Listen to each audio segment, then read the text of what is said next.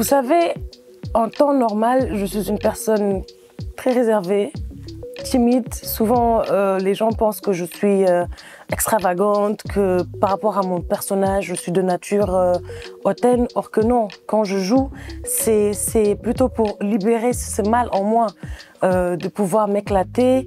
Et c'est vrai que ça fait de moi ce que je suis.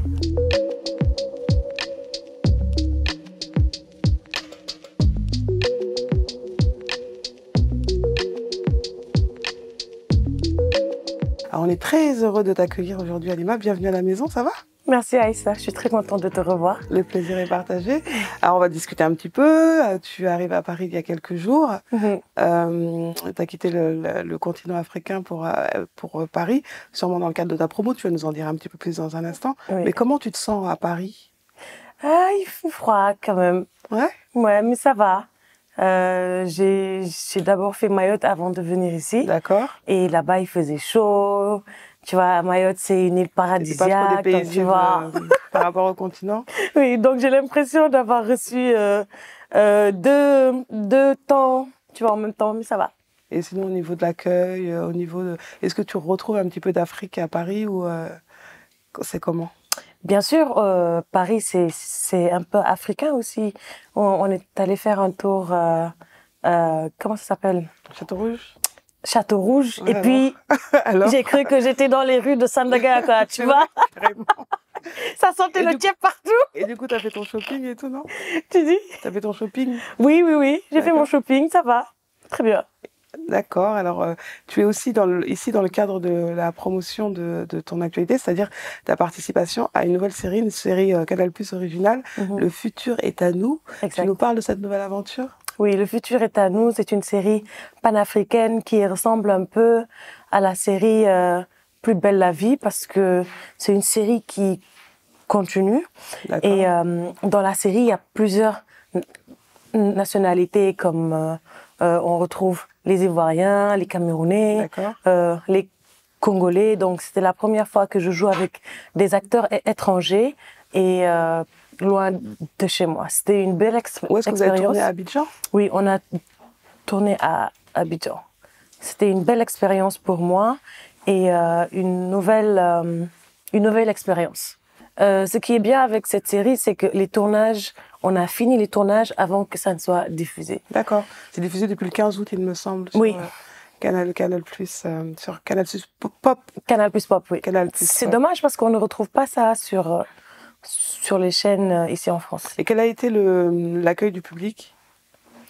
Le public... Les retours? Bon, le retour, c'était plutôt positif. Ouais. Parce qu'ils ne s'attendaient pas à me voir dans la peau de notre personnage parce qu'ils se sont habitués à Marème, qui est hautaine, qui est ceci. Ouais. Et Abby est plutôt douce, c'est une journaliste, elle est dans ses enquêtes, c'est une mère. Donc au début, ils ne s'adaptaient pas, mais quand je vois le retour sur mes réseaux, ils sont bien contents. Et du coup, vous avez tourné à Abidjan où tu es installée maintenant. Tu as fui le Sénégal? Bon, je suis entre les deux. Ah d'accord, tu fais la navette? Oui. Et pourquoi Abidjan? Pourquoi Abidjan? C'est peut-être le rapport que j'ai avec l'eau. Ouais. C'est un pays qui pleut presque 12 mois sur 12. Et puis, il y a la verdure partout. Je suis très attachée à la nature. Ouais. Et voilà, je me sens bien là-bas. Mieux qu'au Sénégal? Nul n'est prophète chez soi. Et puis, le Sénégal, c'est chez moi. La Côte d'Ivoire, on est toujours en Afrique. Il y a une proximité, donc ça te permet de faire des va-et-vient. Voilà.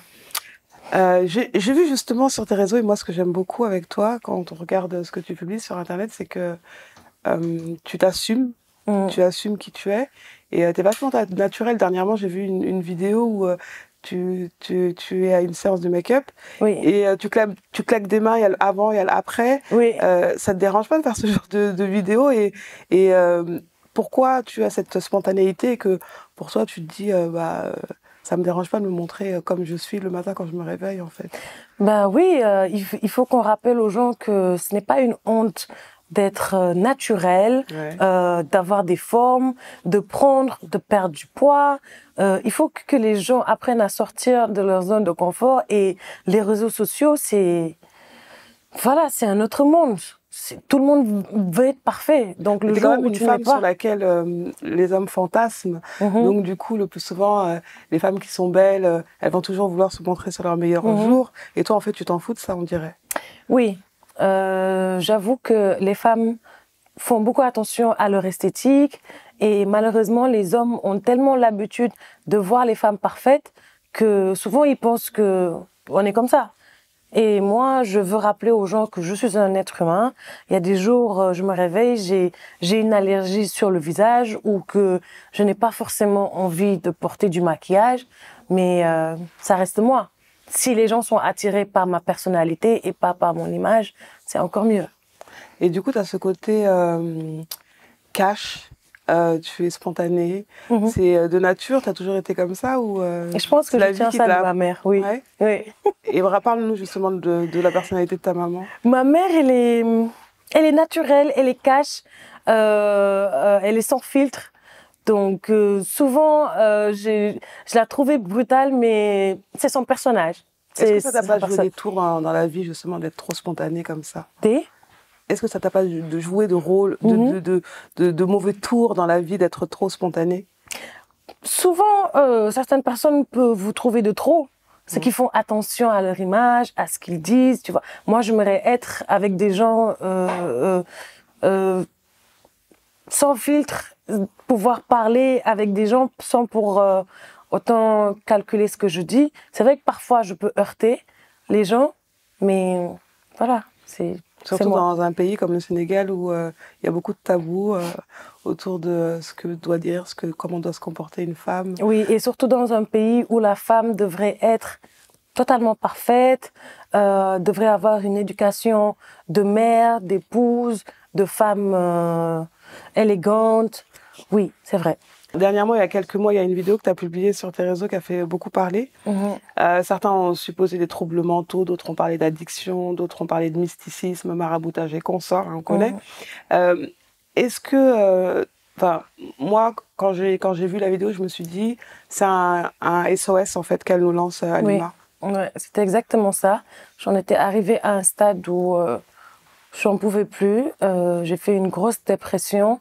Malheureusement, ça s'est vu sur les toiles et moi, je n'ai jamais caché... Qui a publié la vidéo, toi? Oui. Je n'ai jamais caché mes problèmes de santé mentale et c'était justement un appel au secours, quoi. Parce que j'étais malade, je venais de faire 1 an de tournage, je venais de partir de chez moi et j'avais des difficultés avec la boîte de production pour laquelle je travaillais. Marodi? Non. Une autre boîte de production, d'accord. Une boîte de production et voilà, suite à ça, j'ai été internée à l'hôpital psychiatrique. Oui. Je n'ai pas honte d'en parler. À la demande de ta famille ou c'est toi qui as demandé? Non, c'est personnellement moi. À un moment donné, j'ai demandé à ma famille que j'avais besoin d'être internée parce que j'allais pas du tout bien. Ça t'a aidé?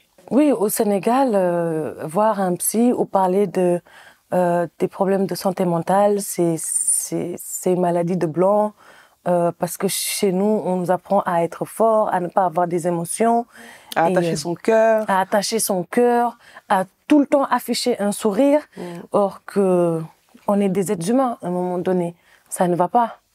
Et c'était justement ça. Je n'en pouvais plus de montrer que ça va alors que ça n'allait pas. Chez nous, quand tu as des problèmes justement comme ça, tu es stigmatisé, on l'a marabouté. Oui, on l'a marabouté alors que ça n'a absolument rien à voir avec ça.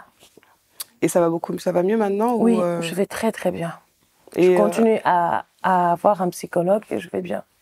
Et je pense que le fait d'avoir repris aussi les tournages, peut-être que ça t'a aidé aussi, non? Oui, et surtout que j'étais en plein tournage quand c'est arrivé. Et la chance que j'ai eue, c'est d'être tombée sur des producteurs qui m'ont beaucoup soutenue et qui étaient prêts à stopper les tournages pendant 1 mois jusqu'à ce que je retrouve mon état normal. Même quand je suis revenue pour terminer les tournages, j'étais encore malade. Mais malgré ça, ils étaient là, ils étaient attentifs et j'ai pu finir les tournages. Vous savez, en temps normal, je suis une personne très réservée, timide. Souvent, les gens pensent que je suis extravagante, que par rapport à mon personnage, je suis de nature hautaine. Or que non, quand je joue, c'est plutôt pour libérer ce mal en moi, de pouvoir m'éclater.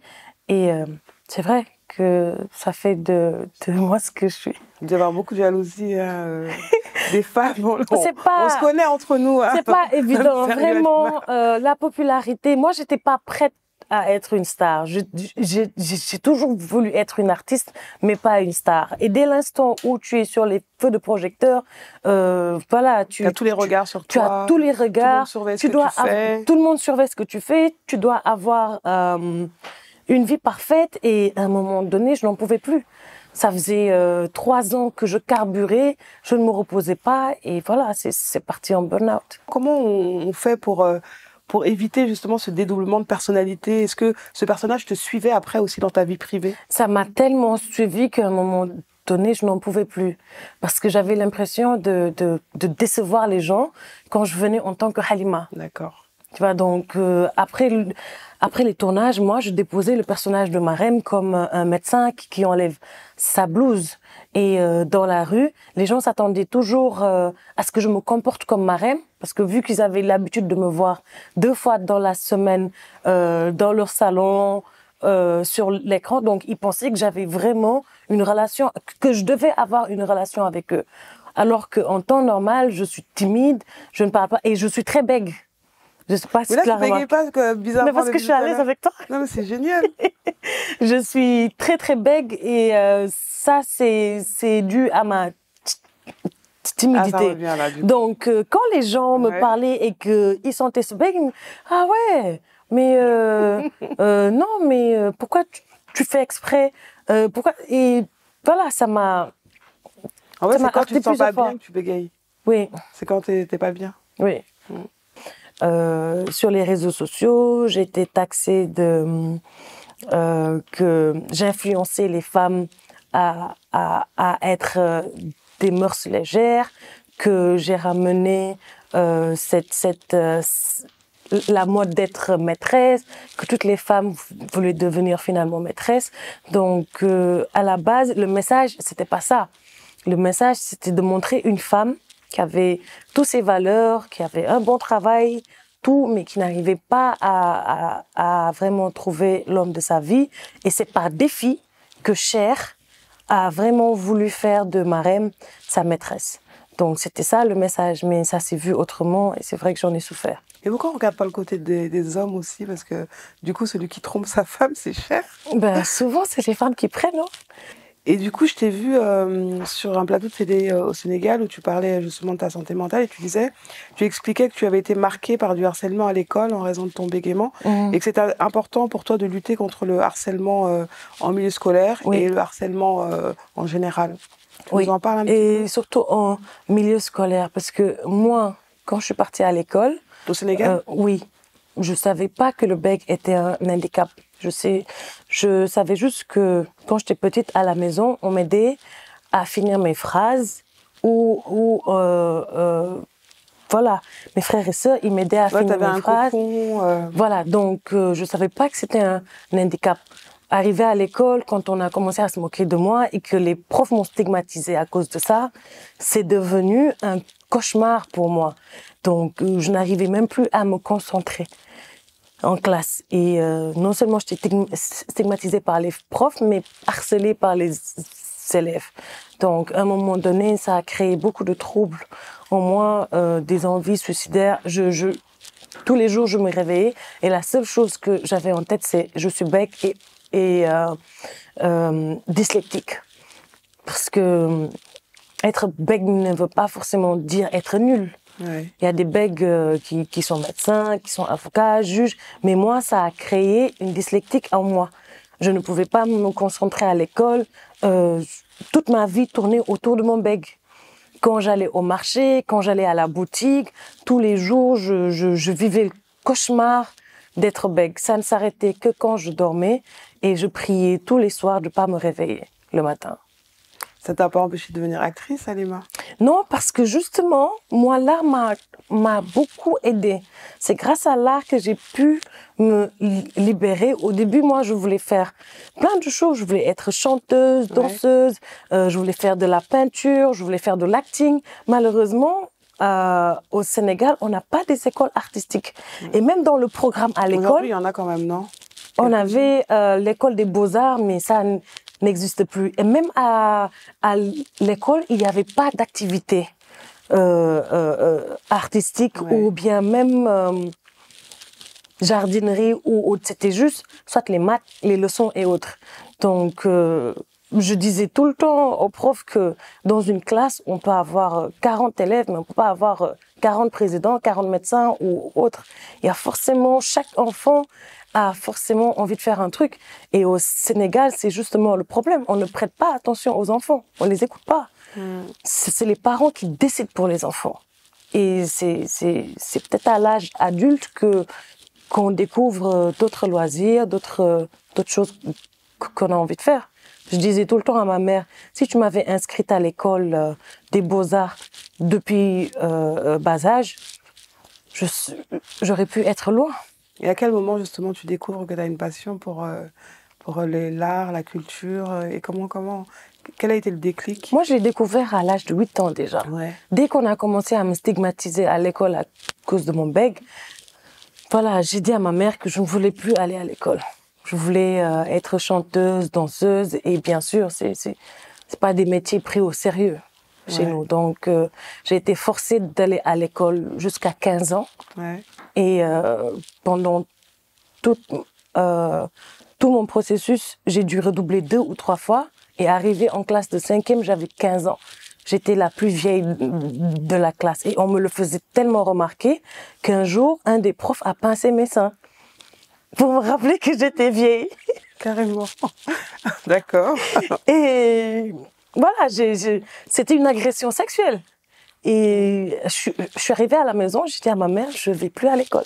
Donc j'ai commencé à travailler à... Elle a accepté? Non, elle n'a pas accepté. C'était un cauchemar. J'ai été battue, j'ai failli être renvoyée de la maison, mais je me suis battue, je ne suis pas retournée à l'école. C'était un cauchemar. Il me donnait envie de me tirer une balle dans la tête tous les jours. J'ai arrêté l'école et j'ai commencé à travailler à l'âge de 16 ans. Et j'ai commencé à fréquenter les castings. Et pendant ce temps aussi, quand j'allais au casting, c'était tout le temps hey, « t'es jolie, mais t'es bègue ». Ouais, mais pour être dans ce milieu, il faut parler. Le seul réconfort que j'avais, c'était dans la nourriture. Donc, j'étais boulimique. Je prenais, je perdais du poids, je perdais mes cheveux. J'ai vraiment galéré. C'était pas facile pour moi d'avoir confiance en moi. J'ai tardivement eu confiance en moi. Et ça n'a commencé que quand j'ai fait ce que je voulais. Et c'est quoi, toi, ton rapport à ton corps? Tu nous parlais tout à l'heure que lorsque tu avais tes problèmes de bégaiement, tu avais besoin de manger, que tu avais des problèmes de boulimie. Est-ce que, justement, la période que tu as traversée, ça t'a replongé dans tes problèmes de boulimie? C'est exactement ça. Parce que après, j'avais une bonne hygiène de vie. Donc, j'avais perdu du poids, j'étais même mannequin alors que je venais d'avoir une fille. Et quand j'ai commencé mes crises, tout a commencé avec la série Maîtresse. Ma première burn-out, je l'ai fait juste après la première saison. Donc j'ai commencé à prendre les antidépresseurs et c'est ce qui m'a donné ce poids. Mais moi, je me trouve belle. C'est magnifique. Ouais, j'ai pas ce problème. Après, quand les gens te voient avant et après, ils te font des remarques. Mais j'ai l'impression que les gens n'ont pas un problème de poids. Ils ont un problème avec la répartition de la graisse. Parce qu'une femme ronde avec des seins et des fesses et un ventre plat, ça c'est bien. Mais une femme ronde avec du ventre, des cuisses, des bras... Est-ce que toi, des fois, au bout d'un moment, quand tu vois les commentaires des gens, tu te dis stop, quoi, il y a des limites? Ou est-ce que tu acceptes tout? Non, les gens ne comprennent pas, mais souvent, parfois, tu tombes sur des commentaires, tu te dis, mais comment la personne se permet d'avoir cette liberté de te parler comme ça, tu vois? Ça va jusqu'à faire des remarques sur toi que tu ne voyais pas forcément. Donc, tu réagis ou tu laisses faire? Non, il m'est arrivé de réagir. Mais là, j'ai trouvé une autre façon de les faire taire. C'est de supprimer et de bloquer. Ouais. Point. Je vois un commentaire que j'aime pas. Ouais, je vois un commentaire. Non seulement je te bloque, mais je bloque les personnes qui ont liké ton commentaire. Donc, que vous soyez 10, 20, 30, jusqu'à 100, je bloque tout le monde. Comment tu te vois dans 5 ans, Halima? J'espère que j'aurai ma boîte de production et que je réaliserai mon premier film. C'était ton ambition? Ouais, j'aimerais beaucoup réaliser mes propres films. Et d'arrêter de jouer? Non, je serai autant devant et derrière la caméra. Partout. Ouais. Pourquoi pas? Ouais. Polyvalente. On se donne rendez-vous dans 5 ans alors. Inch'Allah, avec mon premier film. Et du coup, au-delà de ça, qu'est-ce qu'on pourrait te souhaiter de mieux pour la suite? La santé, ouais. L'épanouissement et beaucoup de projets. C'est ce qu'on te souhaite de tout cœur. Inch'Allah, ouais. Merci en tout cas de t'être livrée. Merci, Sista. Pour le public, à bientôt. À bientôt.